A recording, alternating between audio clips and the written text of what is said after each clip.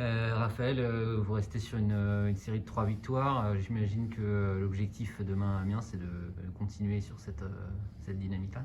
Bah, c'est sûr que on est bien au niveau des victoires, on enchaîne un peu les victoires, c'est cool, ça fait toujours plaisir de gagner.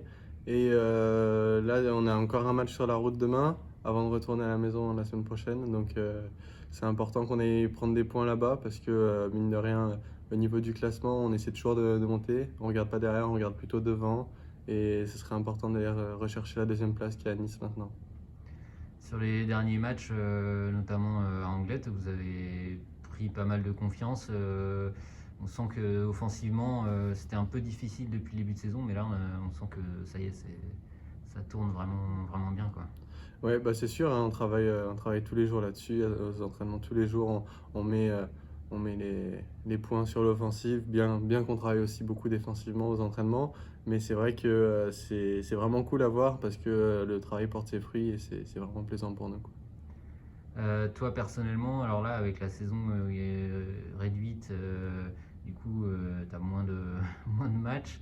Mais là, vous allez avoir début mars un petit road trip avec 3 matchs en 4 jours. Tu vas peut-être pouvoir avoir un peu de temps de jeu.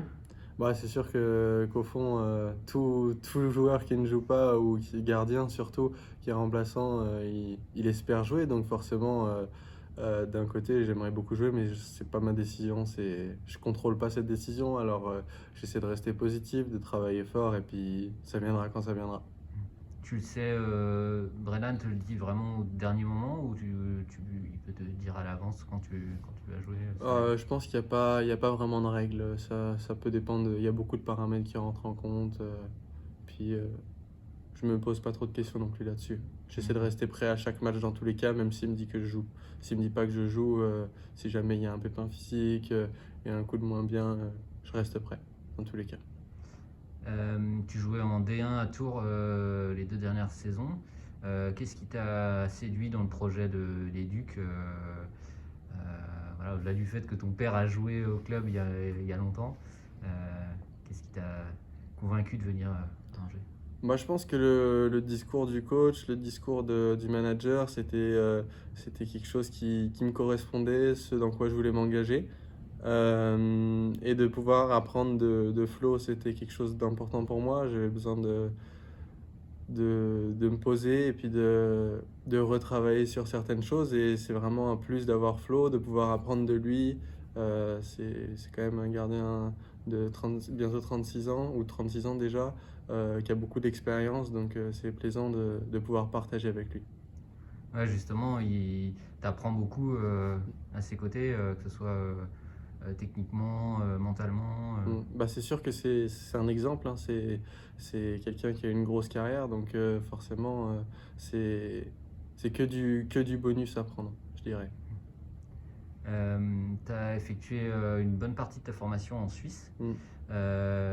Qu'est-ce que tu retiens de ces années-là? Comment ça s'est passé là-bas pour toi? Bah, là-bas, ça s'est plutôt bien passé en général. Après, bah, comme toute carrière de jeune joueur, il y a des hauts, des bas. C'est sûr que c'est pas facile de vivre loin de sa famille, de vivre en tant qu'étranger. Euh, c'est pas simple, mais on apprend beaucoup que ce soit sur la glace ou en dehors. Moi, j'ai vraiment appris à être professionnel là-bas. J'ai vraiment appris à travailler là-bas parce que c'est pas du tout le même hockey. Et moi, je retiens beaucoup de positifs. J'ai vraiment pris beaucoup de plaisir là-bas. Dans les 3, 5 prochaines années, tes objectifs, c'est quoi? C'est titulaire en Magnus.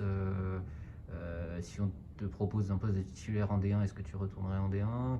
Comment tu te projettes Moi, je dirais que je suis ouvert vraiment à toute proposition. L'important pour moi, c'est de prendre du temps de jeu, de progresser, parce que même si j'ai 24 ans, bah, je pense que j'ai encore une belle marge de progression, j'ai de l'expérience à prendre, et c'est vraiment ce que je pense qui va me manquer pour passer comme numéro un. Donc, faut que je sois patient, mais j'ai toujours envie de jouer, ouais. Donc, on verra ce qui se passera pour l'avenir. là pour l'instant? Tu as signé ici? J'ai signé ici jusqu'à la fin de la saison. D'accord.